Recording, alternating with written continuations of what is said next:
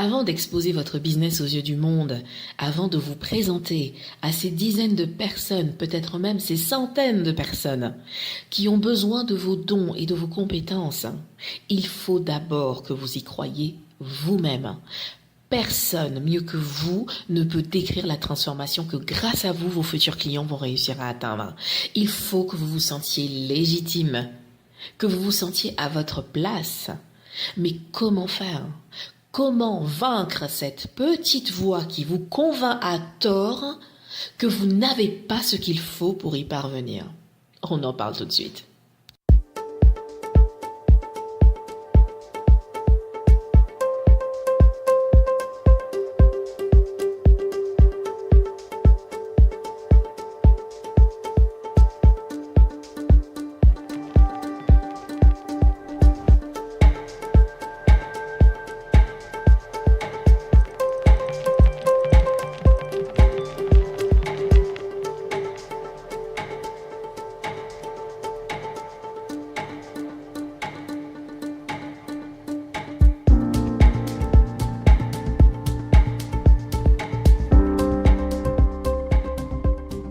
Bienvenue sur le podcast Pro du mieux-être, osez le marketing. Je suis Renée, votre hôte, communicante, coach vocale et chanteuse, avec pour mission d'aider ceux qui changent de vie professionnelle pour entreprendre dans l'accompagnement au changement et au mieux-être, à communiquer de façon authentique avec ceux qui ont besoin de leurs dons et de leurs compétences ici et maintenant.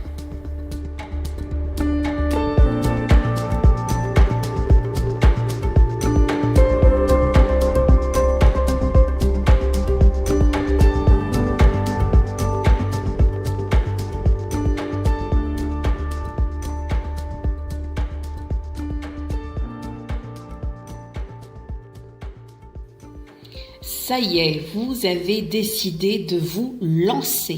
Depuis des mois, voire même des années, votre vie professionnelle n'est plus du tout une source d'épanouissement. Alors certes, elle vous apporte la sécurité financière, ça rassure votre famille et votre banquier, mais vous, à l'intérieur, vous avez besoin de cesser cette comédie et d'être enfin vous-même. Vous avez, c'est certain, des dons, une hypersensibilité innée qui, au fil des années, vous envahit et ne demande qu'à jaillir comme un papillon hors de sa chrysalide. Alors, sous le regard ébahi, admiratif ou parfois, peut-être même souvent, réprobateur de votre entourage, qui, de temps en temps, pense savoir mieux que vous ce qui est bien pour vous, vous avez sauté le pas. Et c'est là que surgit le doute, la peur, le manque de confiance, parce qu'après tout, pourquoi les gens viendraient vers vous ? Vous n'avez rien de plus que les autres, vous n'avez aucune vraie expérience dans ce nouveau domaine. Bienvenue dans le monde merveilleux du syndrome de l'imposteur.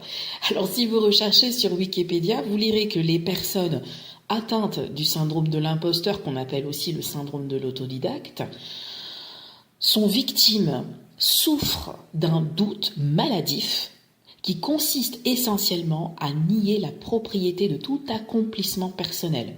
Ces personnes rejettent plus ou moins systématiquement le mérite lié à leur travail.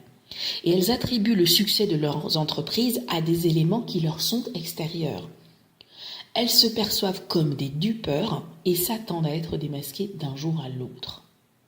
Vous vous reconnaissez ? Sachez d'abord que vous n'êtes pas seul. C'est un syndrome très répandu auprès des thérapeutes, auprès des coachs. J'ai moi-même même trop souvent fait l'expérience de ce syndrome. J'en fais encore l'expérience aujourd'hui. Ce syndrome qui, si vous le laissez prendre le contrôle de votre pensée, aura des effets dévastateurs sur votre entreprise et sur votre épanouissement. Pire encore, vous allez priver des personnes, des dizaines de personnes, de l'aide précieuse dont elles ont besoin aujourd'hui pour changer leur vie en mieux et que vous pouvez leur apporter. Comment venir à bout ? Voici quelques clés que j'expérimente encore aujourd'hui et qui m'aident avec succès à chaque fois à faire face à ce syndrome de l'imposteur. La clé numéro 1, c'est de garder en tête qu'avant d'être coach, consultant ou consultante, facilitateur, facilitatrice, thérapeute, avant d'être tout ça, vous êtes d'abord un être humain comme les autres, avec vos propres insécurités, avec vos propres doutes. Et qu'être conseiller, coach, thérapeute ne signifie pas de connaître miraculeusement tous les secrets d'une vie heureuse et sans nuages. Rien qu'en gardant cela en tête, vous vous enlevez une énorme pression des épaules. La deuxième clé, c'est d'arrêter les comparaisons.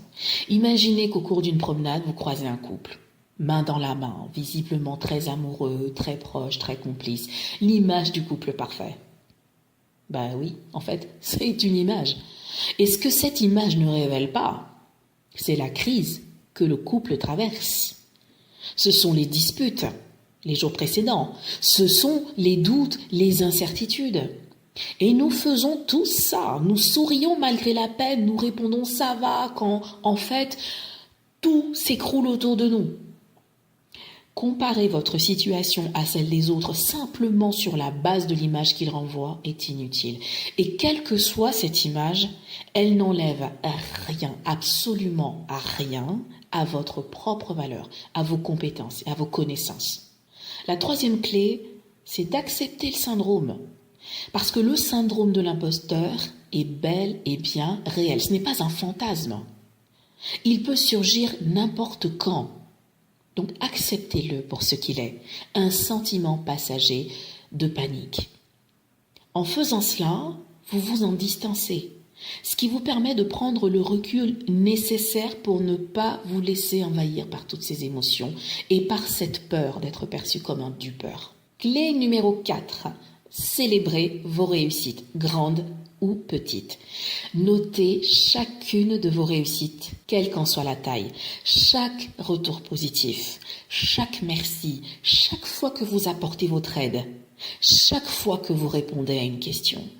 Si le syndrome de l'imposteur vous envahit de nouveau, relisez ces notes comme autant de preuves de vos capacités et du bien que vous apportez autour de vous. Clé numéro 5, acceptez que vos succès sont aussi le fruit de votre travail. N'attribuez pas vos réussites à la seule chance ou aux circonstances. Alors je sais que nous vivons dans une société où le fait de reconnaître ses propres capacités peut très vite être pris pour de la vantardise ou même de la prétention. Mais il est vraiment très important que vous vous attribuiez le mérite de vos succès. Vous avez suivi des formations, des stages, assisté à des conférences, lu des ouvrages. Votre réussite n'est pas arrivée par accident. Et si vous vous dites je fais ça juste comme ça, parce que je le ressens, parce que c'est naturel, je ne me pose pas de questions, c'est tout simplement que vous avez un don naturel et inné, et raison de plus pour en faire bénéficier le plus grand nombre. Clé numéro 6, exprimez ce que vous ressentez. Exprimez vos insécurités, parce que ne pas les verbaliser, c'est prendre le risque de les voir s'amplifier comme un ouragan, comme disait la chanson là. Toujours plus puissant, toujours plus dévastateur. Parler de vos insécurités, c'est déjà leur faire perdre leur pouvoir. Clé numéro 7, ne vous jetez pas sur une autre formation ou qualification. Alors ça, je connais très bien ce mécanisme. Parce que la tentation est grande de suivre une ou même plusieurs nouvelles formations pour répondre à chaque type de demande. Alors attention, ce n'est pas mauvais en soi, bien au contraire. Mais il faut le faire pour les bonnes raisons. Se former pour répondre à des demandes ponctuelles par peur de ne pas savoir comment traiter le problème n'en est pas vraiment une. C'est une forme de réaction au syndrome de l'imposteur qui vous persuade que vous n'avez pas ce qu'il faut ici et maintenant. Se former parce que cela fait partie de votre projet ou pour mieux accompagner votre cible bien précise, ça, c'est beaucoup plus judicieux. Cumuler les formations et les qualifications signifie que vous êtes un bon élève, mais pas nécessairement que vous êtes un bon conseiller ou un bon thérapeute. Faites-vous confiance. Clé numéro 8. Vous avez le droit de ne pas tout savoir. Vous n'avez pas besoin d'avoir les réponses à toutes les questions. Ne pas tout savoir ou même mal comprendre ne signifie pas que vous ne savez pas ce que vous faites ou que vous êtes faux ou fausse. Pour reprendre la formule de Denise Duffield Thomas, qui est coach pour entrepreneurs et qui les aide à surmonter les blocages liés à l'argent, ne soyez pas un gourou, soyez un contributeur. Vous n'avez pas besoin d'être le meilleur ou la meilleure pour faire la différence auprès de quelqu'un. 9e et dernière clé, passez à l'action avant d'être prêt. Isaiah Hankel, qui est expert en développement de carrière et stratège en marketing, a dit ceci: agir avant d'être prêt, c'est la pénicilline du syndrome de l'imposteur. Cela construit votre immunité contre le syndrome. Il n'y a pas de moment idéal. On n'est jamais prêt à 100%. Et c'est en passant à l'action que vous allez créer le bon moment. Alors, si une opportunité s'offre à vous, acceptez-la. Faites-vous confiance. Vous apprendrez pendant le process. J'ai moi-même vécu cette situation. En tant que coach vocal, lorsque j'ai reçu mon premier coaché chanteur professionnel, reconnu dans son domaine depuis de très très longues années maintenant, mon premier réflexe a été de me dire: mais qu'est-ce que je vais bien pouvoir lui apporter? En quoi est-ce que je vais bien pouvoir lui être utile? Il sait probablement beaucoup plus de choses que ce que je peux lui apprendre. J'ai donc été prise par ce magnifique syndrome de l'imposteur. J'ai paniqué. Pour en sortir, j'ai commencé par accepter cet état de panique.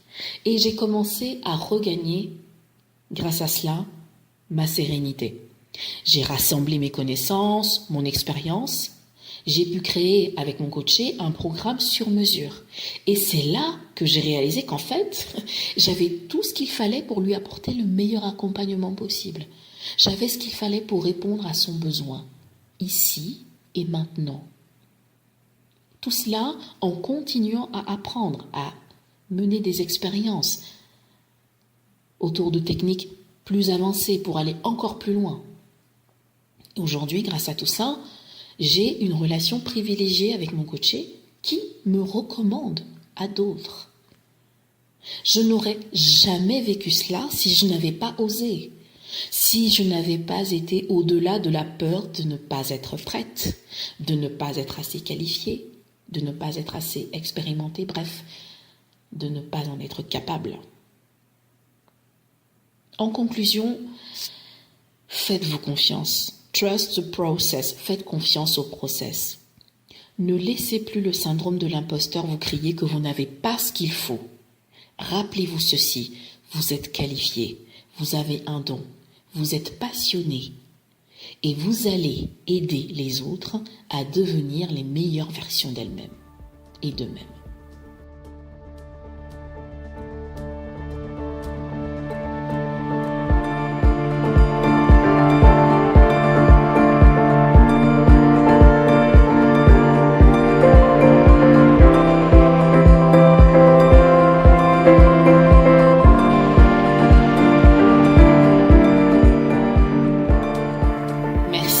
Merci infiniment d'avoir suivi cet épisode.